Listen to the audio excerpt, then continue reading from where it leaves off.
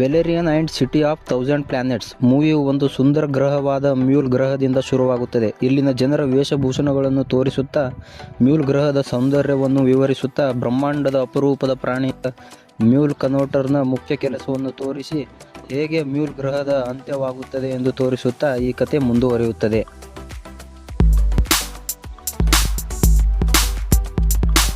ವೆಲೆರಿಯನ್ and city of the thousand planets ಮೂವಿಯು ವೈಜ್ಞಾನಿಕ ಸಾಹಸಮಯ ಕಥೆಯಾಗಿದೆ. ಈ ಮೂವಿಯು ಭವಿಷ್ಯದ ಸ್ಪೇಸ್ ಅದ್ಭುತಗಳ ಮತ್ತು ಅಲ್ಲಿನ ರೋಮಾಂಚಕ ಭವ್ಯವಾದ ಗ್ರಹಗಳನ್ನು ತೋರಿಸುತ್ತದೆ. Valerian and city of the thousand planets ಕಥೆಯು ಶತಮಾನದ ಅತ್ಯಾಧುನಿಕ ಸ್ಪೇಸ್ ಸೆಂಟರ್ ಆದ ಆಲ್ಫಾ ಸ್ಪೇಸ್ ಸೆಂಟರನ್ನು ಇಲ್ಲಿನ ಮನುಷ್ಯರು ಸಿಟಿ ಆಫ್ ಉಜೆಂಡಾ ಪ್ಲಾನೆಟ್ಸ್ ಎಂದು ಕರೆಯುತ್ತಿರುತ್ತಾರೆ. ಈ ಸಿಟಿ ಆಫ್ ಉಜೆಂಡಾವು ಹಲವಾರು ಗ್ರಹಗಳು ಮತ್ತು ಜಾತಿಗಳನ್ನು ಹೊಂದಿರುತ್ತದೆ. ಕಾಲ ಕಳೆದಂತೆ ಸಿಟಿ ಆಫ್ ಉಜೆಂಡಾ ಬ್ರಹ್ಮಾಂಡದ ಪ್ರಮುಖ ಸ್ಥಳವಾಗಿ ಬಿಡುತ್ತದೆ. ಸಿಟಿ ಆಫ್ ಉಜೆಂಡಾ ಒಳಗಡೆ ಶಾಂತಿಯನ್ನು ಕಾಪಾಡಲು ವಿಶೇಷ ಏಜೆಂಟ್ಗಳಾದ ವ್ಯಾಲೆರಿಯನ್ ಮತ್ತು ಲ್ಯಾರೆಲಿನ್ ಕೆಲಸ ಮಾಡುತ್ತಿರುತ್ತಾರೆ. ಈ ಇಬ್ಬರು ಏಜೆಂಟ್ಗಳು ಸರ್ಕಾರದ ಮುಖ್ಯ ಸೈನಿಕರಾಗಿರುತ್ತಾರೆ. ವ್ಯಾಲೆರಿಯನ್ ಮತ್ತು ಲ್ಯಾರೆಲಿನ್ ಟ್ರೇನ್ಡ್ ಸೋಲ್ಜರ್ಸ್ ಆಗಿರುತ್ತಾರೆ. ಆದ್ದರಿಂದ ಇವರೇ ಇಡೀ ಬ್ರಹ್ಮಾಂಡದ ಶಾಂತಿ ಕಾಪಾಡಲು ಆಯ್ಕೆಯಾಗಿರುತ್ತಾರೆ. ಸಿಟಿ ಆಫ್ ಉಜೆಂಡಾದ ಸರ್ಕಾರವು ವ್ಯಾಲೆರಿಯನ್ ಮತ್ತು ಲ್ಯಾರೆನನ್ನು ಒಂದು ಪ್ರಮುಖ ಕಾರ್ಯಾಚರಣೆಗೆ ಕಳಿಸುತ್ತಾರೆ. ಈ ಕಾರ್ಯಾಚರಣೆಯ ಪ್ರಮುಖ ಕೆಲಸವೆಂದರೆ ಅಪರೂಪದ ಜೀವಿಯಾದ ಮ್ಯೂಲ್ ಪರ್ವತಕವನ್ನು ತೆಗೆದುಕೊಂಡು ಬರುವುದು. ಈ ಅಪರೂಪದ ಜೀವಿ ಮ್ಯೂಲ್ ಕನ್ವರ್ಟರ್ ಮುತ್ತುಗಳನ್ನು ನೀಡುವ ಪ್ರಾಣಿಯಾಗಿರುತ್ತದೆ ಮತ್ತು ಬ್ರಹ್ಮಾಂಡದ ಕೊನೆಯ ಪ್ರಾಣಿಯಾಗಿರುತ್ತದೆ. ಆದ್ದರಿಂದ ಸರ್ಕಾರವು ಈ ಕಾರ್ಯಾಚರಣೆಯನ್ನು ನಡೆಸುತ್ತದೆ. ವ್ಯಾಲೆರಿಯನ್ ಮತ್ತು ಲ್ಯಾರೆಲಿನ್ ಗೆ ಅಪರೂಪದ ಜೀವಿಯನ್ನು ಅಕ್ರಮವಾಗಿ ಮಾರುಕಟ್ಟೆಯಲ್ಲಿ ಮಾರಲಾಗುತ್ತಿದೆ ಎಂದು ಇನ್ಫಾರ್ಮೇಷನ್ ಸಿಗುತ್ತದೆ. ಸಿಕ್ಕಂಥ ಇನ್ಫಾರ್ಮೇಷನ್ ಹಾಗೆ ಈ ಎರಡು ಟ್ರೇನಡ್ ಸೋಲ್ಜರ್ ಅಪರೂಪದ ಜೀವಿಯನ್ನು ಕದಿಯಲು ಮಾರುಕಟ್ಟೆಗೆ ಹೋಗುತ್ತಾರೆ. ಅಲ್ಲಿ ಕೆಲ ವಿಚಿತ್ರ ಪ್ರಾಣಿಗಳು ಇರುತ್ತವೆ ಮತ್ತು ಬೇರೆ ಬೇರೆ ಬ್ರಹ್ಮಾಂಡಗಳ ಜೀವಿಗಳು ಇರುತ್ತವೆ. ಹಾಗೆಯೇ ಅಲ್ಲಿ ಟೈಟ್ ಸೆಕ್ಯೂರಿಟಿ ಇರುತ್ತದೆ. ಇವೆಲ್ಲವನ್ನು ಒಂದರಂತೆ ಒಂದನ್ನು ದಾಟುತ್ತಾ ಮತ್ತು ಒಂದು ವಿಚಿತ್ರ ಪ್ರಾಣಿಯಿಂದ ತಪ್ಪಿಸಿಕೊಂಡು ವ್ಯಾಲೆರಿಯನ್ ಮತ್ತು ಲ್ಯಾರೆಲಿನ್ ಆ ಅಪರೂಪದ ಜೀವಿಯನ್ನು ಕದ್ದು ತಮ್ಮ ಯಾನದಲ್ಲಿ ತರುತ್ತಾರೆ. ತಂದು ಈ ಅಪರೂಪದ ಜೀವಿಯಾದ ಮ್ಯೂಲ್ ಕನ್ವರ್ಟರ್ಗೆ ಕೆಲ ಚಿಕಿತ್ಸೆಯನ್ನು ನೀಡಿ ವ್ಯಾಲೆರಿಯನ್ ಮತ್ತು ಲ್ಯಾರೆಲಿನ್ ತಮ್ಮ ಗ್ರಹವಾದ ಅಲ್ಫಾಗೆ ಹಿಂದಿರುಗುತ್ತಾರೆ ಮತ್ತು ಅಲ್ಫಾ ಗ್ರಹದ ಬಗ್ಗೆ ತಿಳಿದುಕೊಳ್ಳುತ್ತಾರೆ. ಈ ಅಲ್ಫಾ ಗ್ರಹವು 700 ಮಿಲಿಯನ್ ಕಿಲೋಮೀಟರ್ ಸ್ಪೇಸ್ನಲ್ಲಿ ಚಲಿಸುತ್ತಿರುತ್ತದೆ. ಇದು 30 ಮಿಲಿಯನ್ ಜನಸಂಖ್ಯೆಯನ್ನು ಹೊಂದಿರುತ್ತದೆ. 3236 ಪ್ರಜಾತಿಗಳನ್ನು ಹೊಂದಿರುವ ಗ್ರಹವಾಗಿರುತ್ತದೆ ಮತ್ತು ಅಲ್ಫಾ ಗ್ರಹದಲ್ಲಿ 5000ಕ್ಕಿಂತ ಹೆಚ್ಚು ಭಾಷೆಗಳು ಇರುತ್ತವೆ. ದಕ್ಷಿಣದಲ್ಲಿ ನೀರಿನಲ್ಲಿರುವ ಸಾಗರ ಜೀವಿಗಳು, ಉತ್ತರದಲ್ಲಿ ಅನಿಲಗಳಿಂದಲೇ ಹುಟ್ಟಿ ಬೆಳೆದಿರುವ ಅತ್ಯಂತ ಜಾಣ ಪ್ರಾಣಿಗಳು, ಪೂರ್ವದಲ್ಲಿ ಹೈಟೆಕ್ ತಂತ್ರಜ್ಞಾನ ಕ್ರಿಯೇಚರ್ಗಳು, ಇವು ಅತ್ಯಂತ ಆಧುನಿಕ ಜೀವಿಗಳಾಗಿರುತ್ತವೆ.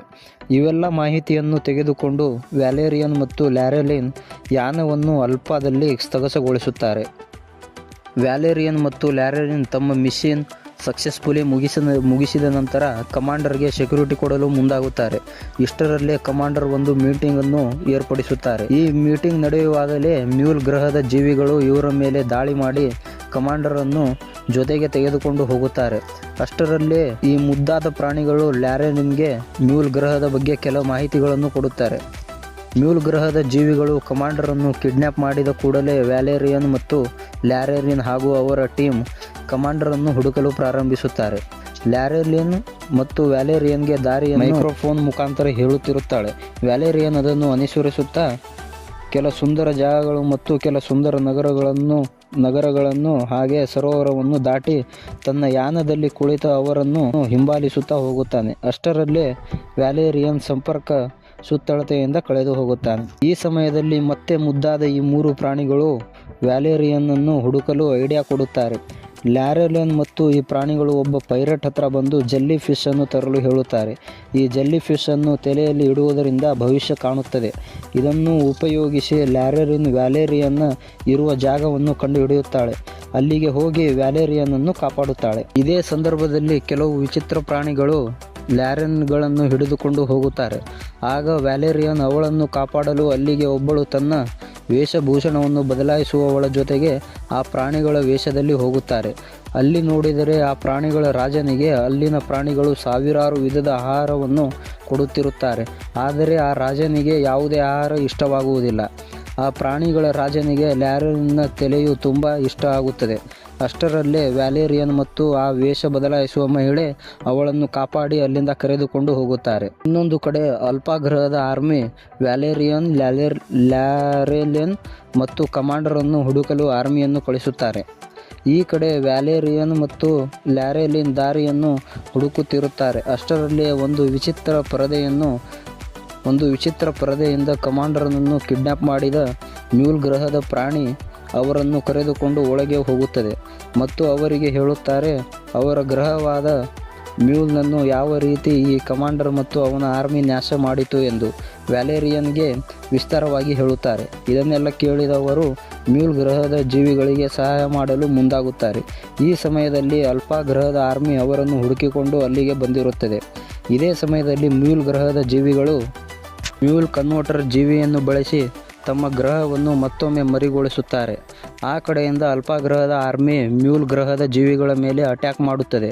ಈ ಯುದ್ಧದಲ್ಲಿ ಕಮಾಂಡರ್ ಮ್ಯೂಲ್ ಗ್ರಹವನ್ನು ಹೇಗೆ ನಾಶಪಡಿಸಿದ್ದು ಎಂದು ಅವರಿಗೆ ತಿಳಿದು ಬರುತ್ತದೆ.